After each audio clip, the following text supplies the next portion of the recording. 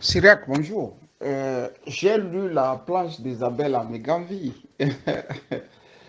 Cher ami et cher frère, qu'est-ce que tu veux que je te dise? C'est Kolani qui a résumé un peu ce que ces gens-là sont en train de faire. Hier, je l'ai appelé, il me disait, tu sais, Camus, ces gens-là, ils sont dans une dynamique de tirer le Togo vers le bas. Parce que nous essayons de construire. Ils viennent, ils cassent. Quand le mur commence par monter là, s'élever un peu, ils viennent et ils cassent. Syriac, suis-moi de près. Je vais reprendre encore ce que j'ai toujours dit. J'ai toujours dit en politique, il faut toujours se référer au timing. Quand est-ce que l'autre sort pour lâcher une phrase, pour lâcher un article de presse, pour lâcher une sortie à la télévision comme à la radio, il faut toujours se référer au timing. C'est la clé en politique. Vous voyez bien que depuis que des humanistes sont sortis de nulle part, je veux parler de ce député français, Sébastien Nadeau. Sébastien Nadeau, il prend même le contre-pied de Colbert qui a écrit le Code noir. C'est pour ça, des fois, quand nous nous attaquons aux Blancs, il faut être très, très, très méticuleux dans ce que nous faisons. Sébastien Nadeau, à lui seul, fait le peuple togolais. Je reprends, c'est-à-dire à lui seul là. Ça fait le peuple togolais en termes de sortie médiatique. Comme si cela ne suffisait pas. Hier, c'était Edwy Plenel, le patron des patrons de Mediapart, qui est sorti aussi. Et qui abonde dans le même sens, quoi. Ça devient trop là en Afrique avec les élections truquées.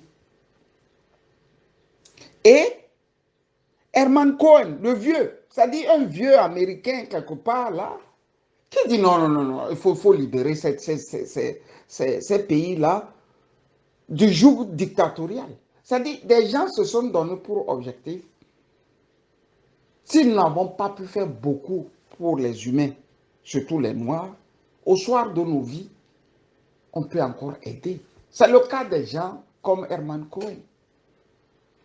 Donc, tout de suite, au Togo, ils sont alarmés, alertés.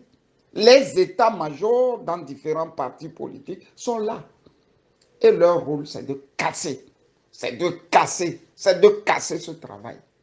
Tu vois que depuis que ces gens-là sortent, aucun parti politique au Togo n'abonde dans le même sens que ces gens.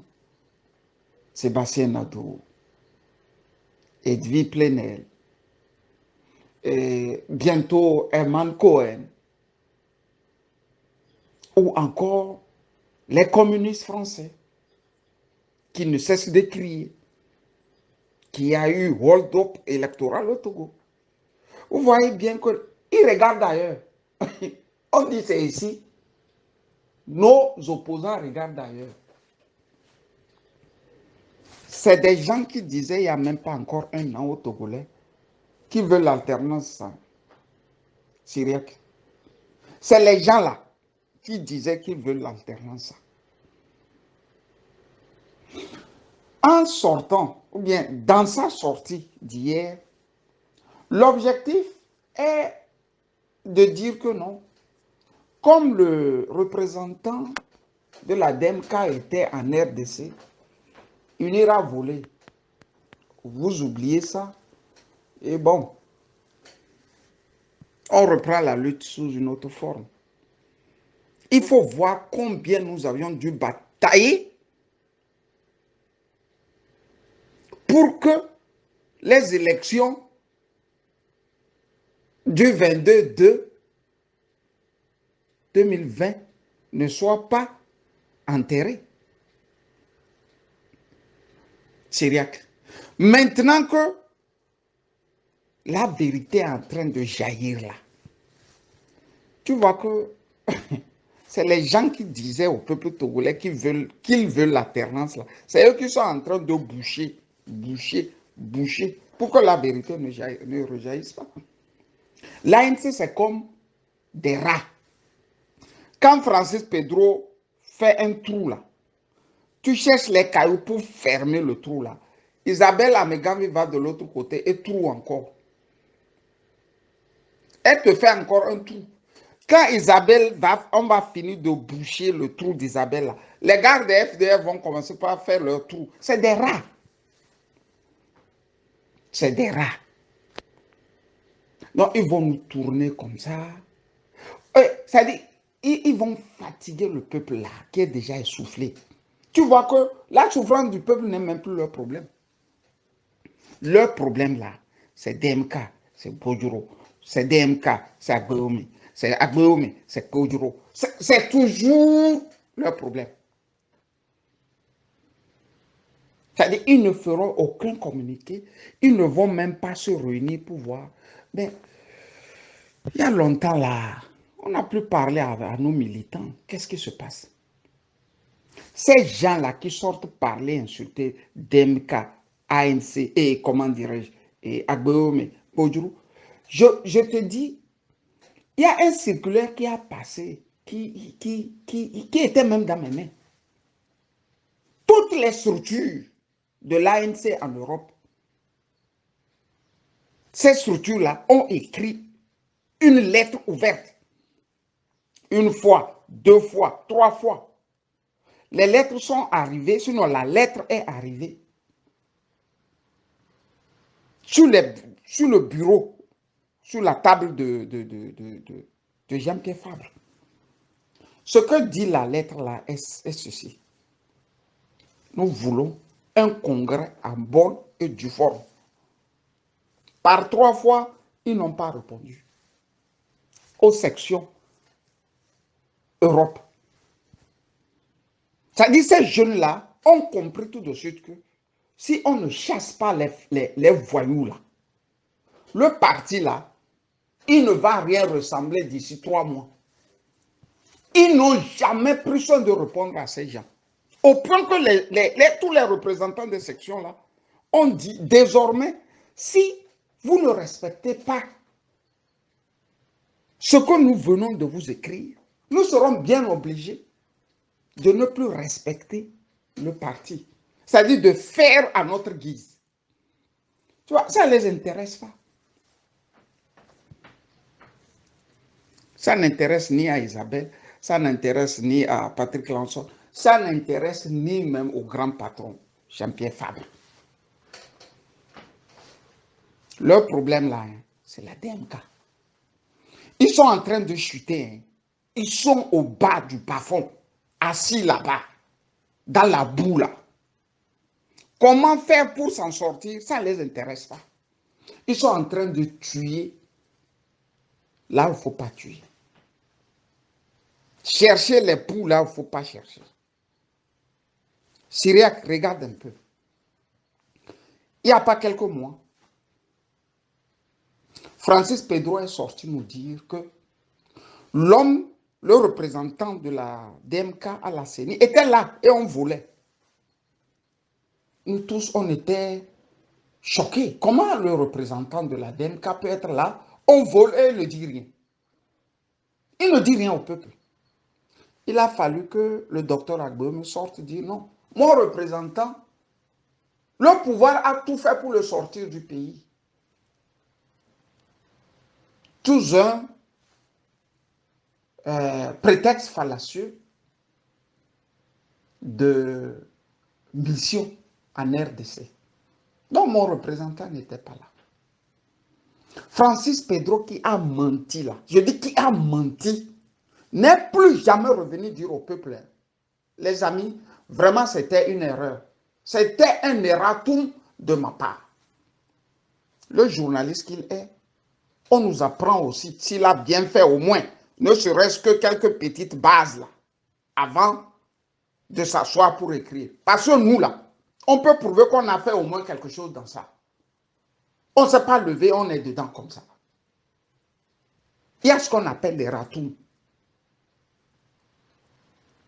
Tu reviens et tu t'excuses et tu passes à autre chose. Il ne l'a jamais fait. Non seulement il ne l'a jamais fait, c'est Isabelle même qui s'amène. Et pour elle là, elle dit, après qu'il ait pris de l'argent, il n'a plus trouvé utile de rester. Il est parti. Tu vois, c'est une manière d'embrouiller tout le monde, quoi. Elle finit sa chute dans sa lettre en nous disant que en 2015, là, Francis Pedro a montré sa témérité, son courage. Mais que me vaut un courage quand je n'ai pas les résultats escomptés, Isabelle? Mais faire la grande gueule que Francis Pedro fait en écarquillant ses yeux-là. Si on met Camus Sali dans cet état-là, c'est-à-dire, vous allez voir des étincelles. Mais que vaut, ou bien que valent mes étincelles quand il n'y a pas de résultat, ça? Isabelle, ce n'est pas le courage, ça. Le courage est suivi d'un résultat. Il est toujours suivi d'un résultat. Sinon, les peuples oublient. Le truc Francis Pedro, là, de 2015, beaucoup de Togolais ne se rappellent plus. L'ANC aurait gagné ce combat-là. Francis Pedro serait un héros parmi les héros. C'est la nature humaine qui est comme ça. Il ne faut pas vanter quelqu'un qui ne le mérite pas. Faut pas. Et ceux qui sont morts, nos martyrs, qui sont morts pour qu'il y ait démocratie au Togo. Isabelle, comment maintenant vous allez les nommer? Vous voyez? Syriac, non, l'Africain est compliqué. Hein? L'Africain est compliqué. C'est avec le recul, nous voyons pourquoi nous n'avançons pas. Il y a toujours quelqu'un pour te mettre les bâtons dans les roues. C'est pour ça qu'on n'a pas de lobby. On n'a pas. La première génération, je peux dire que nous sommes la première génération en Allemagne, Syriac et moi, et toi et moi. Tu vois très bien que nos enfants sont perdus. Tu vois le nombre de divorces, le taux de divorce entre les Noirs. Parce que celui-ci a dit ça, celui-ci a fait ça, celui-ci a fait ça, celui-ci a fait ça. Mais fais un peu un tour vers les Turcs. Tu vois tout le bassin de la Ruhr là. C'est pratiquement aux Turcs. Duisbourg, Düsseldorf et tout ce bassin de la Ruhr là. Tu vois que la plupart des maisons appartiennent aux Turcs. Tu vois que nous n'arrivons pas à nous en sortir. C'est ça la triste réalité. Le noir, il doit avoir absolument un génome en nous qui nous empêche de faire du bien. Isabelle, Agbome est dans le champ de maïs. Il n'est pas là-bas parce qu'il a volé. Il n'est pas dans le champ de maïs parce qu'il a volé. Ça n'arrive pas qu'aux autres. Moi, je vous ai vu entre-temps, vous traînez à votre petit âge avec une canne. Vous avez souhaité tenir une canne à votre petit âge. Isabelle, à votre petit âge là, vous marchez avec les cannes déjà. Vous l'avez souhaité. Agbeomi n'est pas au champ, dans un champ de maïs, parce qu'il a volé. Les Togolais le savent. C'est plutôt vous qui êtes dans des maisons climatisées, en train de torpiller pour qu'ils ne sortent jamais du champ de maïs. C'est ça la triste réalité. Et pourtant, vous l'appelez faux Gabi. Je crois que vous l'avez toujours appelé faux Gabi, non? Quand on a un frère qu'on respecte, c'est comme ça qu'on le traite. Quand il est en difficulté. Quel jour Faux Gabi vous a jamais insulté, vous Isabelle? Quel jour? Faux Gabi vous a jamais insulté. Quel jour? Pourquoi vous faites comme ça? Pourquoi vous êtes comme ça? Si vous dites que vous êtes des enfants de nationalistes, c'est comme ça vos parents nationalistes là s'étaient comportés pour que tout le Togo s'unisse, vienne derrière eux, pour que nous ayons cette indépendance. Isabelle, c'est pas le fanfaronnade, ou bien la fanfaronnade un peu exagérée qui fait le politique. Le politique, c'est la tête reposée. Vous avez une tête posée, vous écrivez, vous êtes intelligent, vous arrivez à faire quelque chose.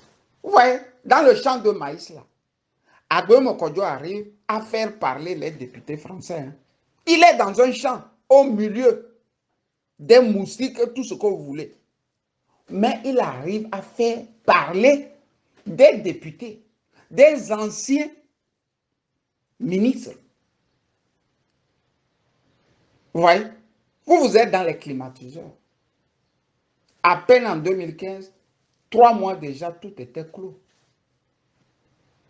La preuve, quand il prend sur lui de lancer sa révolution, votre patron n'était même pas au Togo, se baladait dans les brasseries là à Paris, buvait bien son petit vin. Vous voyez? C'est ça, la triste réalité. C'est que l'ANC, c'est fini quoi pour vous. C'est pas possible. Je vous rappelle, des jeunes vous ont écrit plusieurs fois que ça ne peut pas continuer comme ça. Vous n'avez jamais daigné répondre à ces jeunes. Et ces jeunes, ce sont des gens qui battent campagne pour vous ici, dans le froid. Ils font parfois le porte-à-porte. Des fois, ils nous appellent aussi. Vous êtes des journalistes, aidez-nous. Ils nous envoient les planches. Publiez ça pour nous, l'ANC. Vous êtes là-bas, vous travaillez avec le pouvoir, vous mangez, vous rentrez dans des avions première classe et vous êtes content. C'est comme ça on est politique. Nous, on a vu les Che Guevara dans des champs de canne à sucre. Hein. Les Che Guevara, c'était dans les champs de canne à sucre. Vous voyez, Agbebe Lule dans le champ de maïs. Vous voyez bien qu'un jour, s'il y a encore élection, ce n'est pas vers vous là, qui êtes sous les climatiseurs que le peuple ira. Il ira dans le champ. Parce qu'à 80%, les Togolais vivent du champ. Manavi, la vie est courte. Hein? Faut pas être méchante comme tu l'es. Une femme, ça donne des enfants. Hein? Faut pas se moquer des enfants des autres. J'ai parlé. Camus Sali.